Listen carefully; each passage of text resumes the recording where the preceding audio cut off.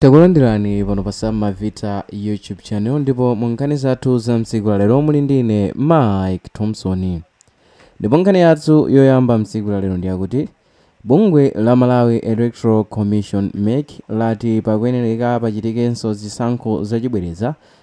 ku Lilongwe Mtandire nsilu za constituency kamba ka ma irregularities amene adachitika pa 16 September mu nthawi imene anthu amaponya mavoti aphungu. Chiganizochi chadza kusatira kudandaula kwa kandidate wa Malawi Congress Party MCP amene ndi George Zulu amene amaposedwa pa zosatira zimene zinali zosasimikizika ndi yemwe amayimira kuderako ngati membala wa chipani cha Democratic Progressive Party amenewo ndi Alfred Gangata amene amasiyana ndi mavoti okwana 5. Ndipo kupyalira muzosatira zosasimikizika zimene zakhala zikuyendayenda zimaonesa kunena kuti Alfred Gangata ali ndi mavoti okwana 12,289 pamene Zulu anali ndi mavoti okwana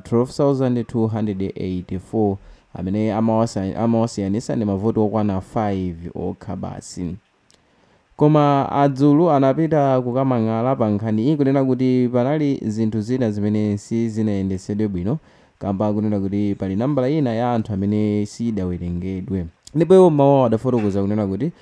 pa ma ballot papers omwe anachitidwa rekodi ku constituency ku anali 445 koma chodabwitsa njonena kuti atafika ku district tally center ma ballot papers amene anawerengedwa ndi 345 pamene pakuonesa kuti panali shortfall ya mavoti okwana 100 imene ili ndi kuthekeranso kusokoneza zosatira zosiriza. Ndipo dandauloli adalipitisa ku bungwe la MEC panachitika kafukufuku amene bungwe la MEC lapeza kunena kuti muzodandaula za George Zulu ndizoonadi kuti panali kusayenera kwina kumene kunachitika kunena kuti mavoti sadachitidwe hando bwino. Ndipo mu kafukufuku zaonesa kunena kuti CRO kapena kuti Council Returning Officer ndi yemwe adapezeka kuti sadawerengere bwino mavotiwo amene anaponyedwa ndipo anapereka timatima unauthorized records komanso kuchita tamper evident envelopes amene ma envelope amene amakhala ndi umboni amene amachedwa ma evident envelopes anachitidwanso tamper ndi mkulu amene ndi CRO amene amayang'anira kumeneku. So izi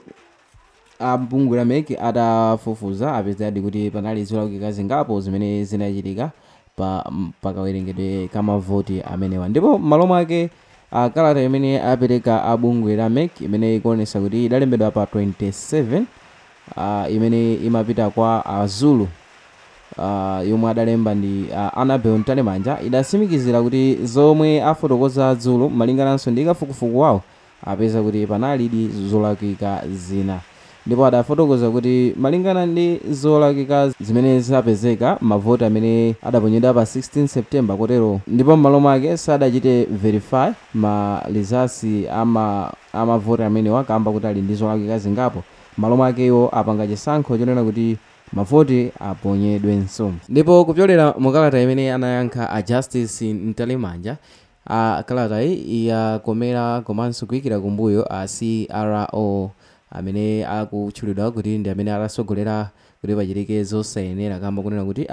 Justice Annabel Ntalemanja iwo afotokoza kunena kuti zikuonesa ngati kuti amene asokoneza zinthuzo atakhala kuti si CRO kapena omwewo malo mwake angochita chiganizo chonena kuti ino mavoti abwerezedwenso ku Mtandire nsilu za constituency. Ndipo kupyolera mu kalata imene bungwe la MEC mosogozedwa ndi Chief Justice Annabel Ntalemanja afotokoza kunena kuti date yoyikika yoti mavotiwa aponyedwenso ayipereka ndipo padakali pano sadaputeke date iliyonse ya tsiku lomwe mavoti akhale akuponyedwanso koma asimikizira kunena kuti mavotiwa akamaponyedwa azaonesesa kuti ndondomeko zonse zasatidwa ndi kuti pasazakhale kukondera kuti aliyense azathe kuona ekha ndi kuchitira umboni za momwe zinthu zayendera. So nkhani imene tinakukonzerani ndi imeneyo yonena kuti ku Mtandire nsilu za constituency ma votes aphungu apakati pa George Zulu komanso Alfred Gangata. George Zulu ndi amene amayimira ngati phungu wa chipani cha MCP, amene Alfred Gangata akuyimira chipani cha DPP. So bungwe la MEC lachita chiganizo choti mavoti ku constituency imene akuyeneka kubwerezedwa kamba kama irregularities amene apezeka kuti zinthu zina sizinayende bwino. Okondedwa omvera, apa ndipo pamapeto pa nkhani yathu yomwe tinakukonzerani msiku la lero, ndipo mu nkhani yathu ya msiku la lero munali ndi ine Mike Thompson. Ndipo ngati mwayikonda video chitani like komanso subscribe kuti tenso kupatsirani na ma video omwe tikukonzerani pano pa Sama Vita YouTube channel.